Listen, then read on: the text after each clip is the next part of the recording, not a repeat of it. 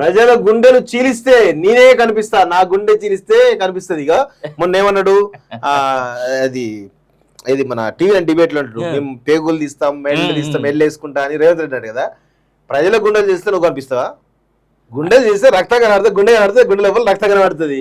అంటే ఎట్లా చూసినా ప్రజలను చంపేయాలనే చూస్తుంది కదా. విషయం ఏంటంటే రేవంత్ రెడ్డి కేసీఆర్ ఇద్దరు కూడా ఆన్ని చంపుతా, ఇన్ని కొడుస్తా, ఈ బల కొడతా, చెప్పులు తీసి మెడలేస్తా. ఈయన చేసే మాటలు ఏమన్నారే, ప్రజల గుండెలు చీలిస్తే అట నేనే కనిపిస్తాట. ఇక చూడన్న, దేవుడు తెలంగాణ కోసమే నన్ను పుట్టించాడు అనిపిస్తుంది.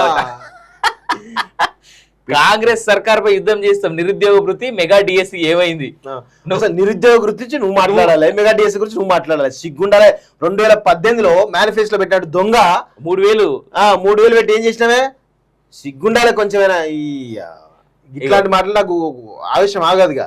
5 ఎకరాల పైన ఉన్నోనికి రైతు బంధు ఇస్తే ముళ్ళేమైనా పోతుందా అట.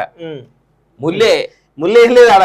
నీలాంటి దొరలకు బెనిఫిట్ కావాలి కదా, సిగ్గుండాలి కొంచెమైనా. తీర్థం పుచ్చుకొని ప్రసాదం తిని ఊరేగింపులు తీస్తే కడుపు నిండుతుందా? కాంగ్రెస్ కు ఓటేస్తే బీజేపీకి వేసినట్టేనని విమర్శ. ఇక అయిపోయి ఈయన ఏమంటుండో కొన్నిసార్లు అయితే అర్థం కూడా కాదు. అవసరమైతే కేసీఆర్ ను పిలుస్తాం, రాజకీయ నేతలకు నోటీసులు ఇస్తాం, కాళేశ్వరం ప్రాజెక్టు అవకతవకలపై జస్టిస్ పిసి ఘోష్, నేను హోంమంత్రి అయితే బీఆర్ఎస్ నేతలంతా జైలుకే.